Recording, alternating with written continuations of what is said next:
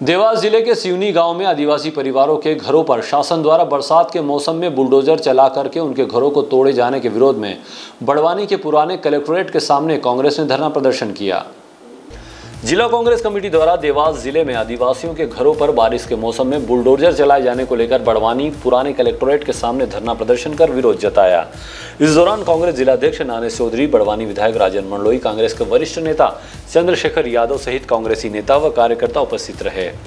आपने पूरे मीडिया के माध्यम से भी सुना होगा कि जो देवास जिले के अपने सिवनी गांव के अंदर जो खाते गांव के पास है, वहाँ जंगल के समीप या जंगल में ही बरसों से आदिवासी परिवार निवासित थे।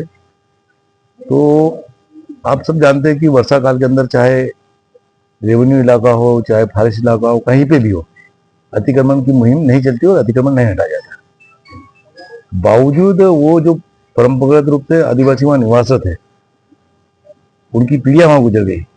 उन लोगों के ऊपर वर्षा काल के अंदर बुलडोजर के माध्यम से उनको बेघर करा, उनके घर तहस नहस कर दिए, उनके बर्तन भांडे अनाज सबको नष्ट किया। तो अब ये उस क्षेत्र में हुआ है जो शिवराज सिंह जी का लोकसभा क्षेत्र का हिस्सा भी है, और ये जो विभाग है वन विभाग, वो उस विभाग के हेड आज मोहन यादव जी स्वयं मुख्यमंत्री वो है।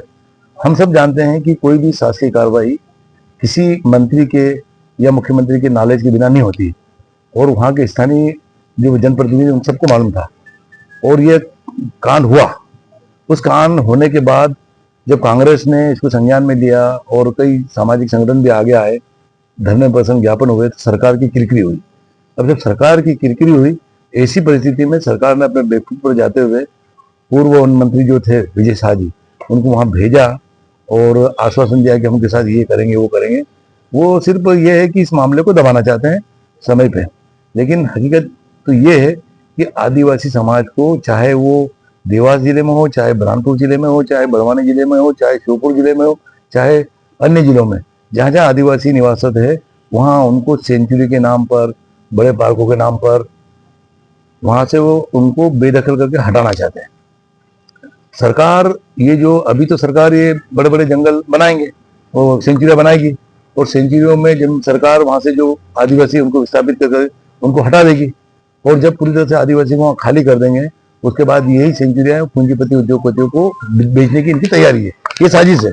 और सब जानते हैं कि आदिवासी समाज जंगलों में निवासित है, और वो जंगलों के साथ आघात प्रेम है, वो जंगलों के साथ ही जीना उन्होंने सीखा है। ऐसी परिस्थिति में आज वन अधिकार अधिनियम जो 2006 में मनमोहन सिंह ने पास करे, उनके कई दावे आज भी पेंडिंग है, उनके निराकरण अभी तक सरकार नहीं कर पाई। मध्य प्रदेश में 2003 से सरकार है भाजपा की, आज तक पूरी तरह से लोगों को वन अधिकार के पट्टे बांट नहीं पाई।